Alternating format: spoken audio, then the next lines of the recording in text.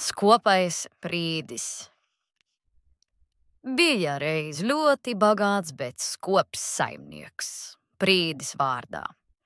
Nabadzīņiem viņš nekā nedeva. Kad tie pie viņa atnāca un noskaitīja savus pātarus, skopais prīdis tiem teica: ejiet tik vien tālāk, kad jūs būsiet bagāti un es nabags. Es pie jums neiešu lūgties. Kādā vakarā pienāk vecs sirms vīriņš un lūdzas naktsmāju un vakariņas. Ejiet tik vien vectev projām, kad jūs būsiet bagāti un es nabags. Es pie jums neiešu lūgties. Vecais vīriņš ne vārda neteicis, aizgāja. Otrā rītā skopajam prīdim nolūst cirvija kāds. Viņš paņem citu cirvi un iet uz mežu raudzīt citu kātu, bet nevar tik lēti derīgu atrast.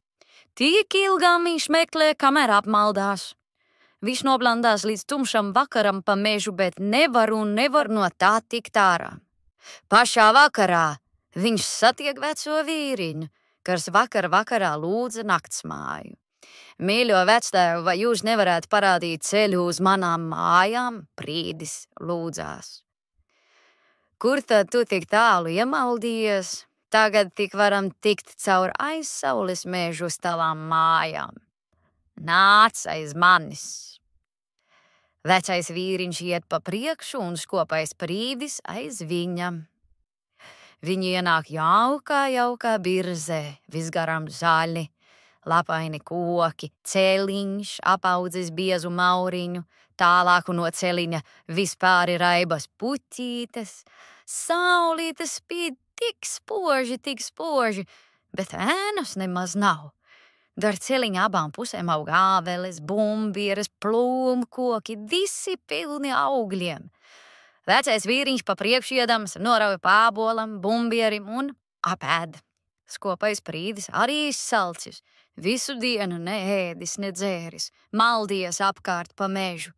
Viņš arī izstiep roku pēc ābola, bumbiera, plūmes, bet brīnums nevar aizsniegt. Aiz birzes ir plaša, puķaina pļava. Pār visu pļavu redz garus galdus, uz tiem raušus, gaļu, alu. Ap galdiem mielojas daudz ļaužu. Dažus no tiem skopais prīdis arī pazīst. Tie agrāk nākuši pie viņa nabagos, bet tagad jau miruši. Vecais vīriņš iet gar galdiem un skubina, lai tik visi ēdot vien. Skopais prīdis dzird, ka kāds otram stāsta. Tas tur ir skopais prīdis no viņas pasaules. Viņš tādēļ nekā nevar dabūt, ka nedeva it nekā nabadzīņiem. Prīdim tīri ceļi ļogās, kā viņš grib ēst, bet vecais vīriņš iet atkal tālāk. Prīdim jāiet līdz. Viņam gabaliņu gājušam nav vairs spēka, tā viņš izsalcis. Viņš pakrīt un sāk skaitīt tēvreizi. Vecais vīriņš tik iet tālāk un neliekas nedzirdot. Prīdis jau skaita, mūsu dienišķu maizi dod mums šodien, un vecais vīriņš arī apstājas. Tu taču nekad nesolījies no manis lūgties, vecais vīriņš teica. Prīdis raudādams skaita tālāk. Tagad vecais vīriņš panāk atpakaļ, paņem prīdi aiz rokas, paved viņu pāris soļus un ielaiž sētā.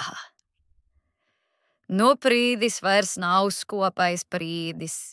Kurš nabadzīņš nu tik atnāk, tās dabūn savu tiesu.